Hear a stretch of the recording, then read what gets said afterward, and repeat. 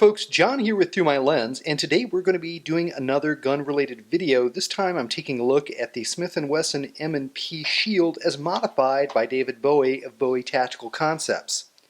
Now, as many subscribers to this channel and fans of my website, ThruMyLens, will remember last year I did a video on this gun, and I did an article too that was called The Shield Project.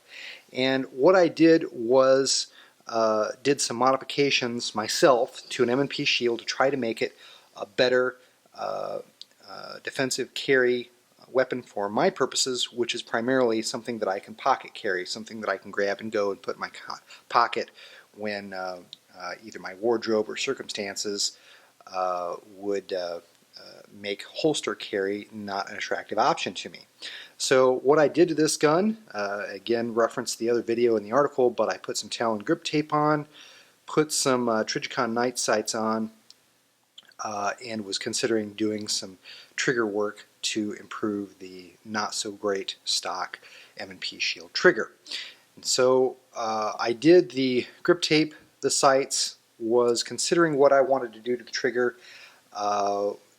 started shooting the gun at the range and determined that the Talon grip tape that I put on the first time was coming off pretty easily when I would go to the range. It was peeling off primarily at the seam, but in other places as well it came off on the magazine that I put it on as well. So I tried to do it again and really closely followed all the directions that Talon gives you, and members in the gun community that have done this to their gun, and a lot of people swear by this Talon grip tape. You know, I did the whole alcohol thing and used a hairdryer, but as you can probably see here, the grip tape still has a tendency to want to fold back or come off here at the seam, and that made me uncomfortable in a situation where I might have to use the gun defensively. That grip tape coming off might be problematic in a defensive encounter, so it made me not want to shoot the gun at the range, which is counterproductive. So I said, you know what, I'm going to look at doing something different with the gun. I know I was going to have to spend money on the trigger, so why not go ahead and get the gun stippled. And one of the guys out there who's really built a reputation on modifying polymer-based handguns like Glocks, Smith & Wesson M&Ps, and so forth is David Bowie of Bowie Tactical Concepts. Gotten to know David a little bit in some of the classes I've taken at Tactical Defense Institute. I also own a couple of M&P 9 compacts that he has modified.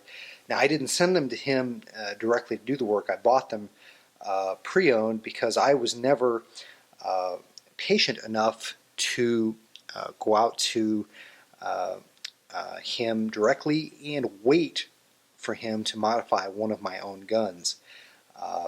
Unfortunately, many guys like David Bowie are one-man shops, and their production capabilities are pretty limited. At one time, David's turnaround time was about 6 months.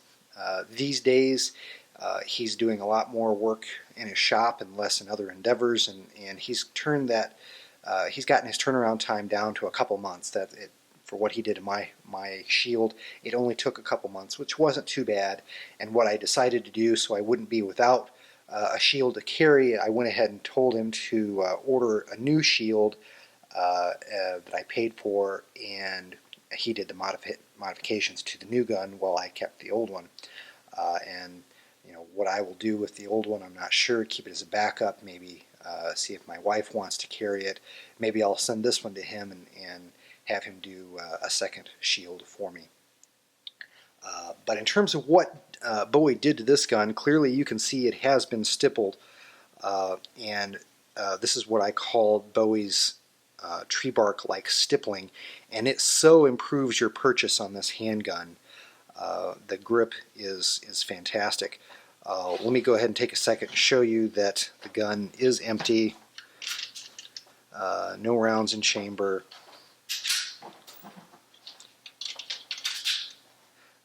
But again, the stippling that he does not only brings a lot of aesthetic appeal, which was kind of a surprise to me because I didn't think aesthetically I was real crazy about the stippling, from pictures I'd seen, but getting it in hand and in the flesh, as it were, it is actually pretty attractive to me. But the improvements to the grip are just phenomenal. He also cut out the mag wells to make removing the magazine easier, gripping it and stripping it. Some manufacturers have started doing that to their guns stock. Most recently, most notably, the SIG P320 actually has mag wells cut like this because it is, again, particularly in a defensive encounter, a simpler matter to remove the magazine. So he did the stippling, did the mag well cut. He did what's called his reliability package to improve the reliability of the already rock-solid, reliable M&P shield. That includes polishing the feed ramp. But the other big thing that he did to this gun was he did trigger work to it. The stock M&P trigger is not great, and I'll go ahead and show you that right now.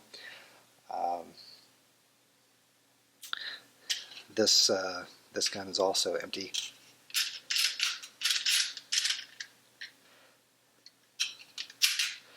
But so if you look at the stock M&P trigger, it's got a lot of pre-travel. It's pretty spongy. When you do actually get to the release point, it's about a 6.5 pound trigger pull according to Smith. And there's quite a bit of post travel there before you get to the reset. Let me go ahead and show you that reset. So again, very spongy, lots of take up, lots of pre-travel before the reset.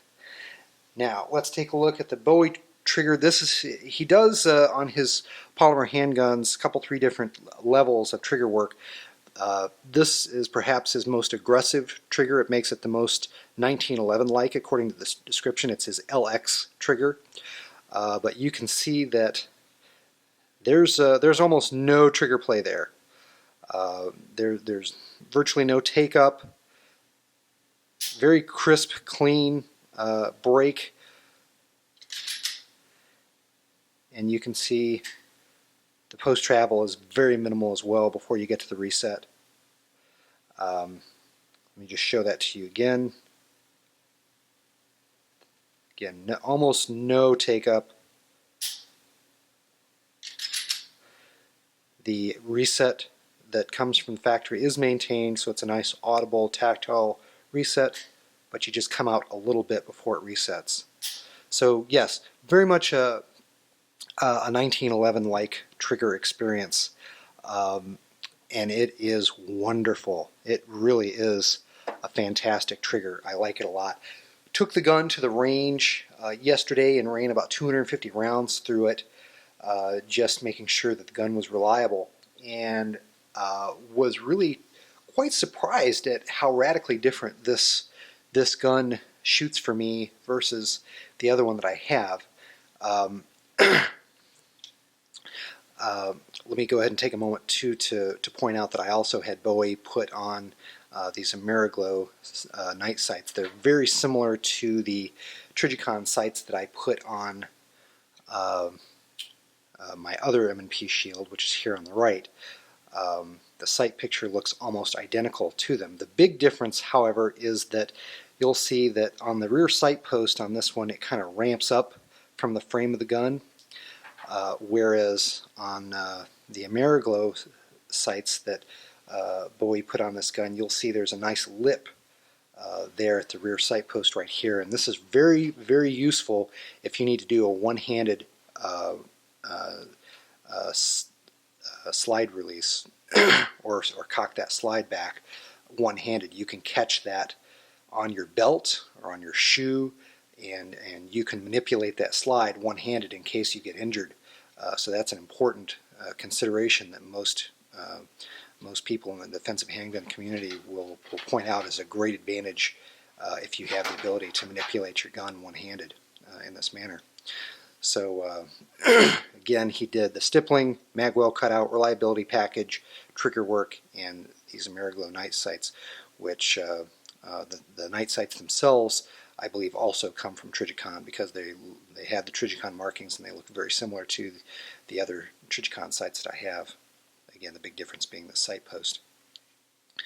So again, going back to the shooting experience, I was shocked.